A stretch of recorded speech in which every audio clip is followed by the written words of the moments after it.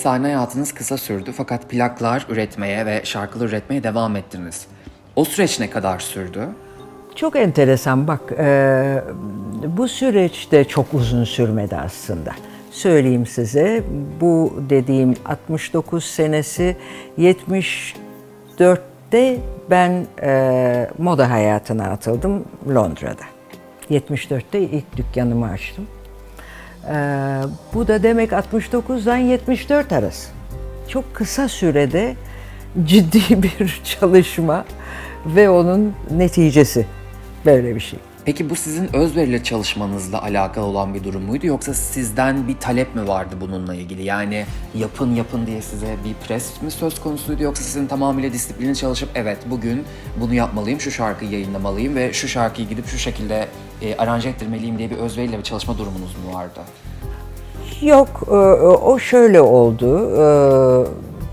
Bir takım benim sadece plak yapmama karar verdikten sonra bir takım insanlar, müzik insanları bana yapılabilecek şeyleri getiriyorlardı.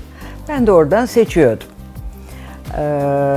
Öyle oldu. Yani ben özel bir şey yapmadım. Anladım. Peki bu bir dönem köşe yazarlarının da yazdığı ve konuşulduğu bir Kraliçe Elizabeth hikayesi var Ercüment Karacan'la birlikte. Bununla ilgili bir davetiye geldiği fakat Ercüment Bey'in Semiramis Hanım'la katılacağını, tek şartının bu olduğu söyleniyor. Bunun tamamını ve asıl doğru olanını sizden duymak isteriz. Tabii. Nedir? Şart diye bir şey söylemedi. Evet, Kraliçe Elizabeth geldi. Geldiği zaman çok önemliydi. Milliyet Gazetesi çok önemli bir gazeteydi. Biliyorsunuz Milliyet Gazetesi o zaman İngiltere'deki Guardian ayarı bir gazeteydi. Guardian gazetesi çok önemli bir gazetedir İngiltere'de. Ercüment Bey o zaman eşinden ayrı olduğu için yalnız bir davetiye getiriliyor. Ben de bunu sonradan öğreniyorum. Çok enteresan bir şey. Allah herkese böyle duruşu olan bir partner versin diyeyim. Davetiye geliyor Ercüment Karacan'a. Bilmiyor ki yani İngiliz bu İngiliz kraliçenin gelme sebebi yani gelecekti Türkiye'ye ama Türkiye'ye gelmeden evvel Milliyet Gazetesi o zaman ilk offset yani renkli basım yapan gazetelerden biriydi. Ve kraliçe için özel bir ek yaptılar. Ve kraliçe bunu görüyor, çok mutlu oluyor ve Milliyet Gazetesi ve onun çalışanları ve kendi davetlilerine bir davet yapıyor. Bilmiyoruz biz. Ve onun üzerine Ercüment Bey'e bir davetiye geliyor. Ercüment Karacan diye. Sonradan öğrendiğime göre Ercüment Bey davetiyeyi geri veriyor. Diyor ki ben eşimle beraber değilim ama benim hayatımda eşim olacak bir insan var, bir hanım var ve ben onun gitmediği davete gitmem diyor. Ve davetiyeyi geri veriyor. Bunlar panik, kıyamet İngiliz konsolosluğunda. Ertesi günü bana ayrı, Ercüment Bey'e ayrı davetiye, çok özür dileriz, bilmiyorduk filan diye davetiye geliyor. Mesele şu, davetiye İngiliz kraliçesinin davetine davetli olmak değil. Bir insanın beraber olduğu insana ne kadar doğru bir seçim yapmışsam hayatta, bir insanın beraber olduğu insana saygısı ve sevgisi. Sevgi ve saygı bir arada gitmediği zaman hiçbir yere varmaz. Bunu da ben o zaman öğrendim. Şimdi Ercüment Karacan dedik, konulara daldık ama o ilk sahne gününüze ben geri dönmek istiyorum. Playboy'da ilk o heyecanlı sahne anınızı, ilk sahneye çıkış esnasında neler hissettiğinizi, o süreci hatırlıyor musunuz? Yani her şeyi hatırlıyorum dersem yalan söylerim. Çünkü hatırlamıyorum. O sırada benim için şey gibiydi. Rüya gibi, korku dolu, korku filmi gibi. Hem rüya gibi hem korku filmi gibiydi. Çünkü acaba yapabilecek miyim? olacak mı? Hayatta ilk defa böyle bir şeye girdim. Böyle bir mesuliyet aldım üstüme. Güzeli ve korkusuyla tabii ki çok heyecan dolu bir geceydi. Başka bir şey, yani tane tane bir şey hatırlamıyorum. Yalan söylerim, istemem. Bu Ne Biçim Hayat şarkınız size altın plak getirdi. Hayır, bu ne biçim hayat değil. Olmaz olmaz bu iş olamaz bana altın plak getirdi. O zamanlar altın plak kolay verilen bir şey değildi. Şimdi bilmiyorum nasıl ama o zaman pek kimsenin altın plağı yoktu. Ben durup dururken bir altın plak sahibi oldum. O da gurur verici bir şeydi. Ona geleceğiz. Bu Ne Biçim Hayat şarkınızdan dolayı şarkının sözlerini yazan Fecri Bey'in evini taşlamış ablanız Ajda. Ve o şarkıdan dolayı da 2 yıl siz küs kalmışsınız. Bu iddialar doğru mu? Ajda Hanım da geçtiğimiz yıllarda katıldığı programlarda aslında bunu anlatmış ama bir de ben sizden duymak istiyorum bunu. Gerçekten bu doğru mu? Çok şeker bir hikaye değil mi? Evet doğru. Gitmiş taşlamış çocuk işte. Yani ikimiz de çocuğuz aslında. Yani o sırada birimiz 19-20, öbürümüz 21-22. Ama o zamanın 21-22'si çocukluk yani. Tabii öyle çocukça bir şey yapmış. Evet, 2 sene de benden konuşmadı. Bayağı uzak durduk birbirimizden. Ama yani onun da haklı olduğu taraflar var. Bu kadar o çocukluğundan beri doğduğu anda o şarkı söylemek için doğmuş bir insan. Ben öyle değilim. Ben paketi güzel yapan bir insanım. Benim biraz ondan, biraz bundan. Sesim birazcık varsa o. Bilmiyorum. Ben paketçiyim. O sesçi, o şarkıcı tabii ki biraz rahatsız oldu. Yani herhalde insani bir duygu bu, bilmiyorum. Ben öyle görüyorum. Bugün öyle görüyorum ve çok gülüyorum. Beraber de gülüyoruz bu işe çok. Çünkü şehir efsanelerinin doğrularından biri bu şimdi. Doğru olmayanlar da var tabii. Böyle. Peki en sevdiğiniz, en kendinizle özdeşleştirdiğiniz şarkınız hangisi? Şarkınız demeyelim, şarkılar diyelim. Bir tanesi, evet, Bana Yalan Söylediler. Çünkü Bana Yalan Söylediler yazıldığı zaman benim hayatım bambaşka bir yerdeydi. Tabii ki çok duygulu, yani bana bir şey dedi. O zaman da beni bir kıpırdattı o şarkı sözleriyle, Allah için. Ama sonradan daha da oturdu hayatıma. Sonradan kendi kendime dedim ki ne enteresan,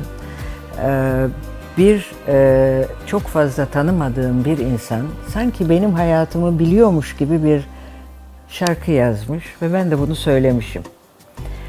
Ve bugün de okurken aslında herkese uyacak bir şarkı ama çünkü herkesin hayatında ciddi inişler, çıkışlar, problematik zamanlar oluyor. Bende de oldu gayet tabii. Yani hiç kimsenin hayatı dümdüz gitmiyor.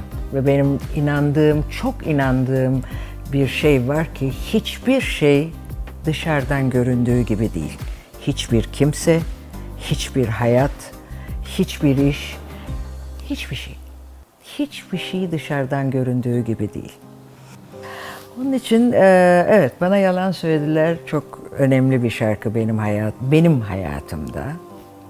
Ve birçok insanın da hayatına girdi ve öyle oldu. Çok mutluyum onun için. Mutluyum derken yani herkese dokunmuş olmasından mutluyum.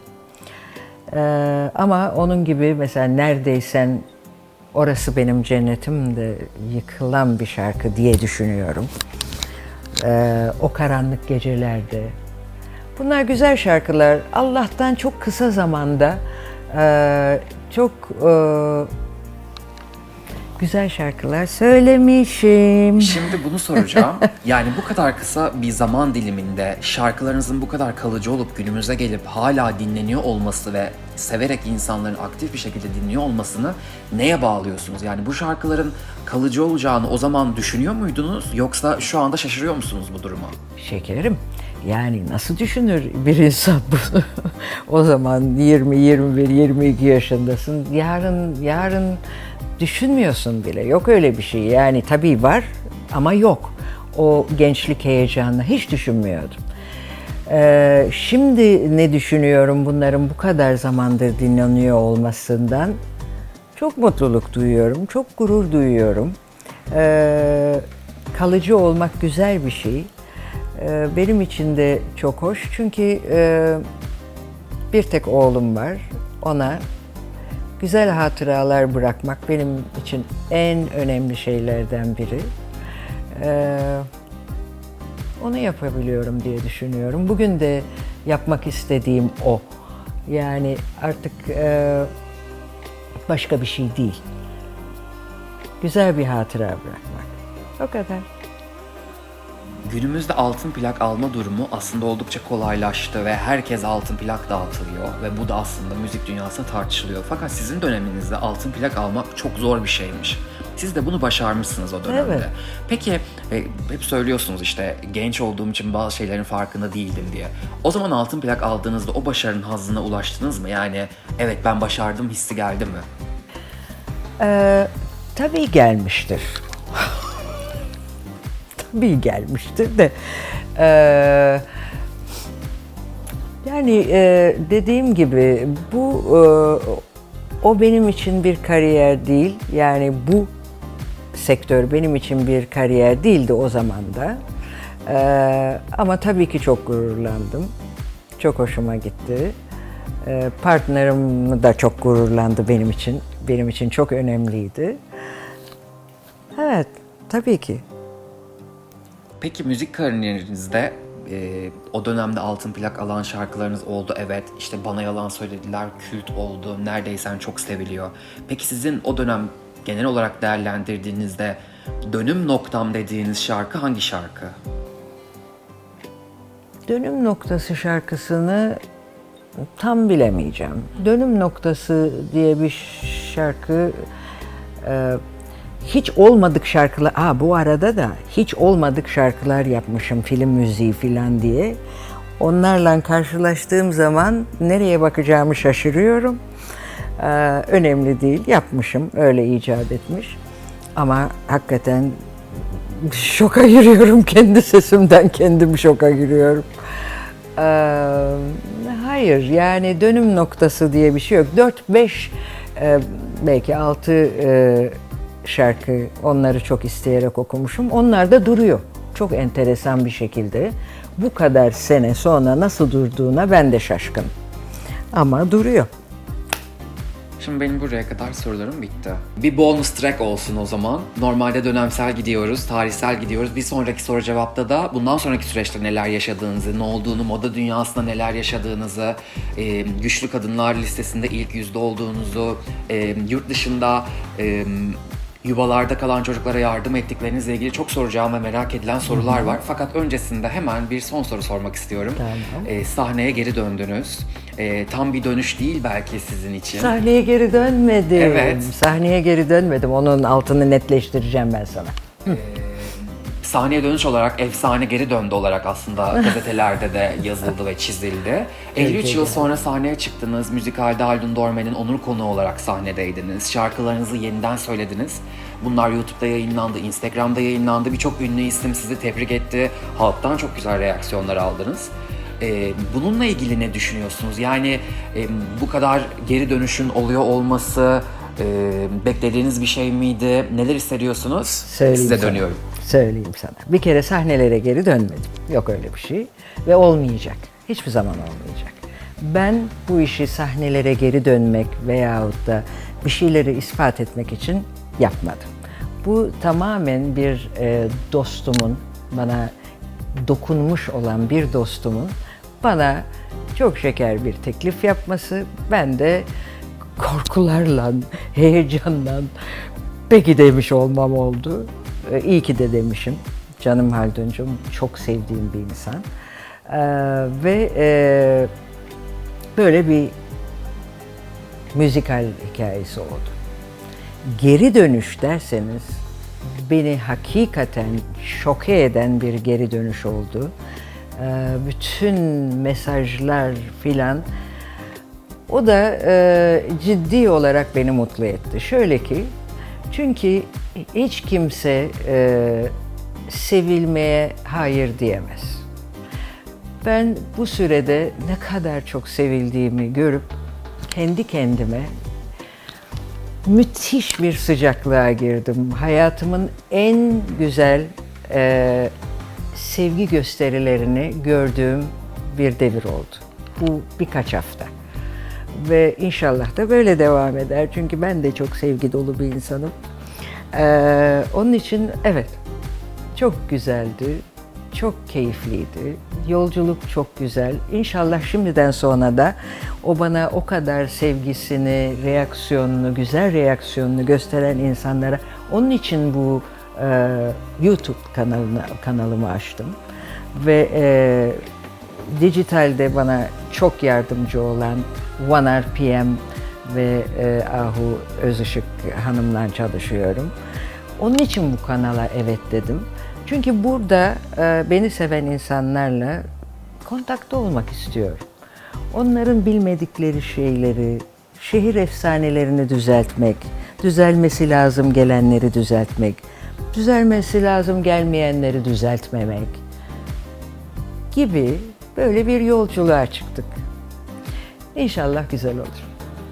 Sorularım burada noktalanmış bulunuyor. Çok teşekkür ediyorum. Teşekkür ederiz. Biz de teşekkür ederiz. Sinirlendi. Çok iyiydi. Çok iyiydi. Mersi.